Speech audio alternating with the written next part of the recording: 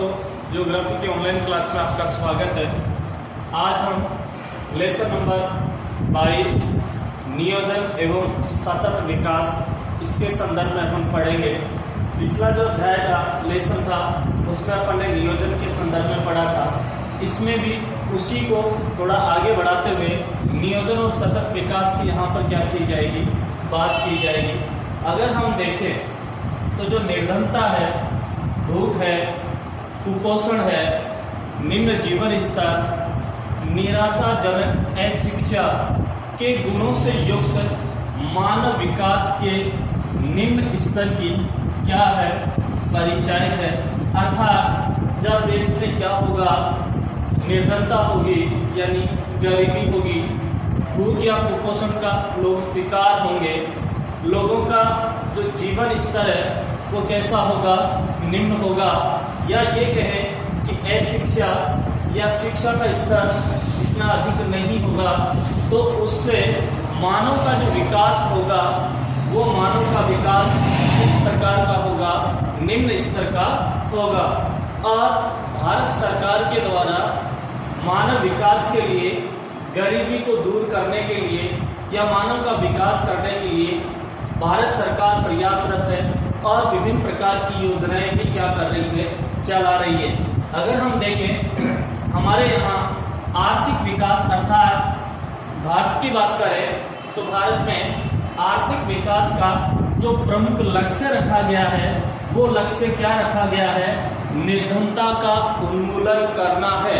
अर्थात देश में अगर आर्थिक विकास करना है, इकोनॉमिक डेवलपमेंट करना है, तो उसके लिए हमें क्या करना होगा, निर्धनता का उन्मूलन करना होगा। निर्धनता का उन्मूलन से तात्पर्य है गरीबी को देश से क्या करना होगा, भगाना होगा, या गरीबी को देश से क्या करना होगा, दूर करना होगा। तो ये आर्थिक विकास का प्रमुख क्या है, लक्ष्य है। एग्जाम में क्वेश्चन पूछा जा सकता है, भारत में आर्थिक विकास का प्रमुख जो लक्ष्य है वो क्या रखा गया है, तो आपको बताना होगा निर्धनता का उन्मूलन, अर्थात भारत से गरीबी को दूर करना आर्थिक विकास का प्रमुख क्या रखा गया है, लक्ष्य रखा गया है।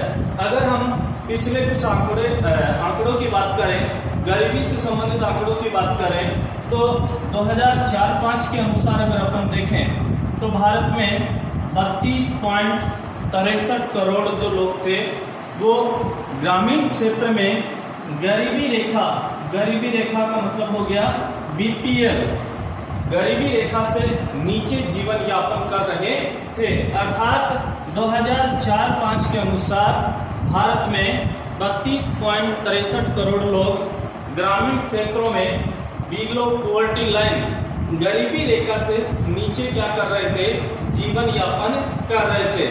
और अगर हम बात करें इस लेसन की, तो इस लेसन में मुख्य रूप से अपन किसकी बात करेंगे, गरीबी की बात करेंगे कि गरीबी क्या है, गरीबी उन्मूलन के क्या प्रयास सरकार के द्वारा किए गए, गरीबी को दूर करने के लिए सरकार के द्वारा कौन कौन सी योजनाएं संचालित की गई, इन सब की बात हम इस लेसन में करेंगे।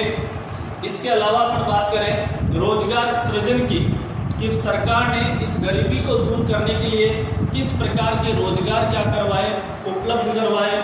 इसके अलावा रोजगार सृजन में बात करें तो भारत सरकार के द्वारा जैसे कि मैं नरेगा योजना की क्या की गई, शुरुआत की गई, तो वो इसमें पढ़ेंगे। और सतत विकास से संबंधित, अर्थात इस लेसन में मुख्य रूप से गरीबी के कारण, गरीबी उन्मूलन, रोजगार सृजन जैसे कि मैं नरेगा, इन सब की यहाँ पे क्या की जाएगी, बात की जाएगी। सबसे पहले अपन बात करते हैं यहाँ पे गरीबी की। तो इसके संदर्भ में अगर देखें तो संयुक्त राष्ट्र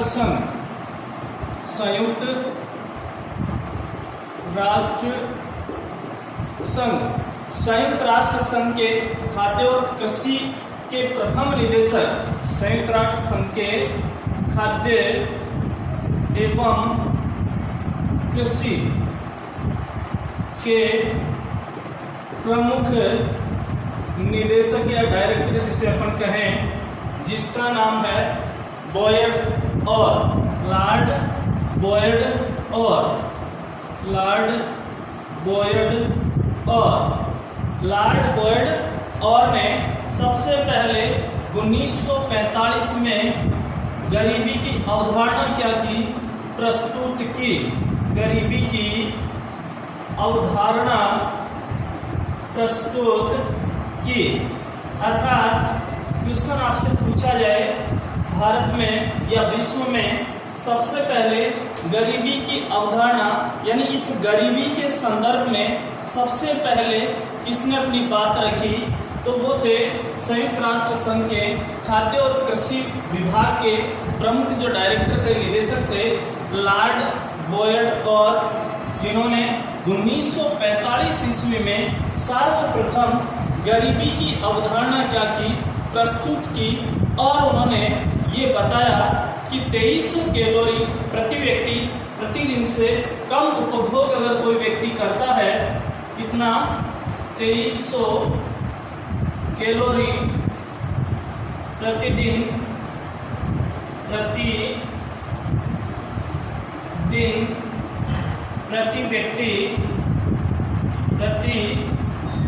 व्यक्ति यदि कम उपभोग करता है तो उसे क्या कहा जाएगा, गरीब कहा जाएगा। ये बात किसने कही है, डॉक्टर लॉर्ड बोयड और के द्वारा ये बात कही गई है कि अगर कोई व्यक्ति 2300 कैलोरी से कम, 2300 कैलोरी प्रतिदिन प्रति व्यक्ति इससे कम उपभोग करता है तो वो व्यक्ति क्या माना जाएगा, गरीब माना जाएगा। कैलोरी का मतलब होता है ऊर्जा, कैलोरी का मतलब होता है ऊर्जा, अर्थात जो भोजन के रूप में हम क्या करते हैं, ग्रहण करते हैं, उससे अपने शरीर को जो क्या प्राप्त होती है, ऊर्जा प्राप्त होती है। तो लगभग 2300 कैलोरी ऊर्जा या इससे कम उपभोग करने वाला व्यक्ति क्या माना जाएगा, गरीब माना जाएगा। अब गरीबी को भी अपन देखें तो दो भागों में मुख्य रूप से क्या किया गया है, बांटा गया है। कौन कौन सी, ये क्वेश्चन एग्जाम में पूछा जा चुका है। गरीबी को दो भागों में बांटा गया है। एक है निरपेक्ष गरीबी और दूसरी है सापेक्ष गरीबी। क्वेश्चन पूछा गया था निरपेक्ष गरीबी और सापेक्ष गरीबी में मुख्य अंतर क्या है। तो आपको मालूम होना चाहिए कि निरपेक्ष गरीबी किसे कहा जाता है, यानी गरीबी की वह स्थिति जिसमें व्यक्ति अपनी न्यूनतम जो मूलभूत आवश्यकताएं हैं उन आवश्यकताओं की क्या नहीं कर पाता, पूर्ति नहीं कर पाता, उसे हम क्या कहेंगे, निरपेक्ष गरीबी। अब न्यूनतम मूलभूत आवश्यकताएं कौन सी, जैसे कि रोटी है, कपड़ा है, मकान है, चिकित्सा या स्वास्थ्य सुविधाएं हैं। अगर कोई व्यक्ति ये अपनी न्यूनतम मूलभूत आवश्यकताओं की पूर्ति नहीं कर पाता है तो उस व्यक्ति को किस नाम से जाना जाएगा, या वो गरीबी किस रूप में जानी जाएगी, निरपेक्ष गरीबी के नाम से जानी जाएगी। तो आपको इसमें क्या याद रखना है, इसमें आपको याद ये रखना है कि गरीबी की वह स्थिति जिसमें व्यक्ति अपने न्यूनतम मूलभूत आवश्यकताओं की पूर्ति नहीं कर पाता, उसे हम किस रूप में जानेंगे, निरपेक्ष गरीबी के रूप में जानेंगे। दूसरा आता है सापेक्ष गरीबी।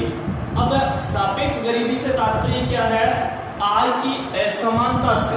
सापेक्ष गरीबी से तात्पर्य है आय की असमानता, याद रखना।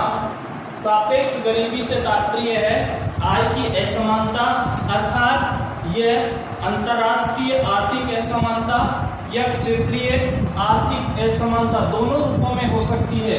यानी अंतर्राष्ट्रीय आर्थिक असमानता, दूसरा अपन बात करें क्षेत्रीय आर्थिक असमानता। अर्थात जो सापेक्ष गरीबी है, सापेक्ष गरीबी से तात्पर्य है आय की असमानता और ये असमानता अंतर्राष्ट्रीय आर्थिक असमानता के रूप में भी हो सकती है और क्षेत्रीय आर्थिक असमानता के रूप में भी हो सकती है। उदाहरण के रूप में अगर हम देखना चाहें कि किस प्रकार की असमानता, आय की असमानता, कि कोई एक देश जिसकी प्रति व्यक्ति जो आय है वो दूसरे देश की प्रति व्यक्ति आय से क्या है, अधिक है, तो जिस देश की प्रति व्यक्ति आय दूसरे देश की प्रति व्यक्ति आय से क्या होगी, कम होगी, वो देश किस रूप में जाना जाएगा, सापेक्ष गरीबी के रूप में उसे जाना जाएगा। फॉर एग्जाम्पल आप अगर देखना चाहें, एक तरफ है भारत, एक तरफ है पाकिस्तान। हम बात करें भारत की, यानी भारत में रहने वाला जो व्यक्ति है उसकी प्रति व्यक्ति आय क्या है, अधिक, और पाकिस्तान में रहने वाला जो व्यक्ति है उसकी प्रति व्यक्ति आय क्या है, कम। ठीक है, तो पाकिस्तान किस रूप में जाना जाएगा, सापेक्ष गरीबी के रूप में। अर्थात इन दोनों के बीच में अगर हम देखें तो किसकी असमानता हमें देखने को मिल रही है, आय की असमानता देखने को मिल रही है। अर्थात भारत में रहने वाले व्यक्ति की प्रति व्यक्ति आय पाकिस्तान में रहने वाले व्यक्ति से क्या है, अधिक है। इसलिए पाकिस्तान को हम किस रूप में देखेंगे, सापेक्ष गरीबी के रूप में देखेंगे। इसलिए यहाँ पे अंतर्राष्ट्रीय आर्थिक असमानता शब्द का क्या किया गया है, प्रयोग किया गया है। इसी प्रकार से क्षेत्रीय आर्थिक असमानता की यहाँ पर अगर अपन बात करें तो क्षेत्रीय आर्थिक असमानता का मतलब भी ये होता है कि अलग अलग क्षेत्रों के मध्य आय में पाई जाने वाली जो असमानता है उस असमानता के आधार पे हम सापेक्ष गरीबी का आकलन कर सकते हैं या सापेक्ष गरीबी का पता लगा सकते हैं।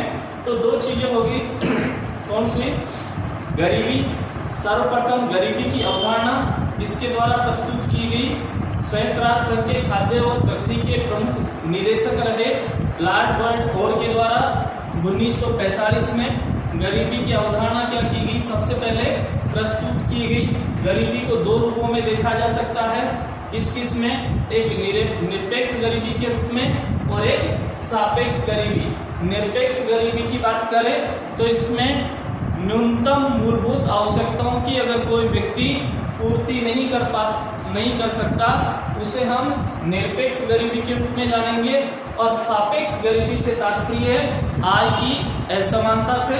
अब ये आय की असमानता अंतर्राष्ट्रीय आर्थिक असमानता के रूप में भी हो सकती है और क्षेत्रीय आर्थिक असमानता के रूप में भी हो सकती है।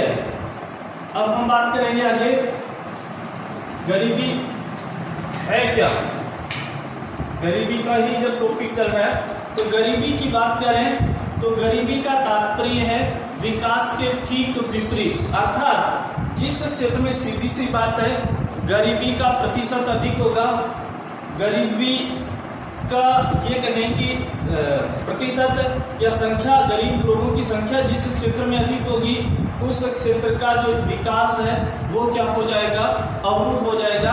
अर्थात विकास के ठीक विपरीत बताया गया है किसको, गरीबी को।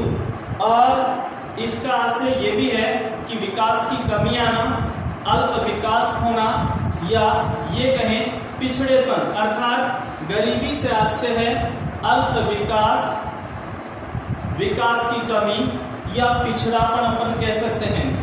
देश के कुछ क्षेत्रों में चिरस्थायी पिछड़ेपन और असमानता ने देश के कुछ हिस्सों में गरीबी की सघनता को क्या किया है, जन्म दिया है। इसीलिए गरीबी एक भौगोलिक आयाम है। इसके अतिरिक्त क्योंकि गरीबी कुछ समूह के बीच विशेष रूप से कायम रही है इसीलिए सामाजिक आयाम भी है। भारत में भी गरीबी मापने के कई मतभेद हैं, फिर भी अलग अलग विद्वानों ने गरीबी का आकलन अलग अलग आधार पे क्या किया है, बताया है। जैसे हम बात करें भारत के संदर्भ में तो गरीबी को मापने के दो प्रमुख आधार बताए हैं। याद रखना ये भी एक अच्छा क्वेश्चन बनता है कि भारत में गरीबी मापने के प्रमुख आधार क्या है। अर्थात अगर भारत में गरीबी का पता लगाया जाए तो वो किस आधार पे लगाया जाए। तो देखो भारत में भारत में गरीबी को मापने के प्रमुख आधार, गरीबी को मापने के प्रमुख आधार, पहला अगर अपन देखें तो वो होता है न्यूनतम कैलोरी उपभोग, न्यूनतम कैलोरी उपभोग। एक तो इसके आधार पर भारत में गरीबी का मापन किया जाता है। दूसरा प्रति व्यक्ति प्रति माह व्यय, यानी इन दो आधारों पे भारत में गरीबी का क्या किया जाता है, मापन किया जाता है कि एक तो कितनी कैलोरी ऊर्जा का उपभोग एक व्यक्ति कर रहा है, इसके आधार पे क्या किया जाता है, गरीबी का मापन किया जाता है। दूसरा आधार जो लिया गया है वो प्रति व्यक्ति यानी एक व्यक्ति प्रति माह यानी कि एक महीने में कितना व्यय कर रहा है, कितना खर्च कर रहा है, उसके आधार पे क्या किया जा सकता है, गरीबी का मापन किया जा सकता है। अगर हम बात करें तो सबसे पहले अपन देखें तो कुछ विशेषज्ञों के अनुसार ये बताया गया है सामान्य रूप में कि जो ग्रामीण क्षेत्र है उन ग्रामीण क्षेत्रों में कुछ विशेषज्ञों के अनुसार ये बताया गया है कि ग्रामीण जो क्षेत्र हैं उन ग्रामीण क्षेत्र में रहने वाले व्यक्तियों के लिए 2400 कैलोरी ऊर्जा और शहरी क्षेत्र में रहने वाले लोगों के लिए 2100 कैलोरी ऊर्जा क्या बताई गई है, उपयुक्त। अर्थात अगर कोई व्यक्ति ग्रामीण क्षेत्र में क्या कर रहा है, निवास कर रहा है और वो 2400 कैलोरी ऊर्जा से कम उपभोग करता है तो वो क्या माना जाएगा, गरीब माना जाएगा। ये भारत के संदर्भ में कुछ विशेषज्ञों के द्वारा ये बात बताई गई है। दूसरा उन्होंने बताया कि शहरी क्षेत्र है और शहरी क्षेत्र में रहने वाले व्यक्ति के लिए 2100 कैलोरी ऊर्जा, अगर इससे कम उपभोग शहरी क्षेत्र में रहने वाला कोई व्यक्ति कर रहा है अर्थात उसे क्या माना जाएगा, गरीब माना जाएगा। अब आप कहोगे कि एक ग्रामीण और शहरी क्षेत्र में जो कैलोरी ऊर्जा है उसमें अंतर है कि ग्रामीण क्षेत्र में 2400 और शहरी क्षेत्र में 2100। ये क्यों, ये किस कारण से, तो मैं बता दूं, शहरी क्षेत्र और ग्रामीण क्षेत्र में रहने वाले जो व्यक्ति हैं उनका जो अर्थात जो व्यक्ति ग्रामीण क्षेत्र में निवास करते हैं उनके द्वारा अधिक शारीरिक श्रम किया जाता है जिसके कारण उन्हें अधिक कैलोरी ऊर्जा की क्या होती है, आवश्यकता होती है।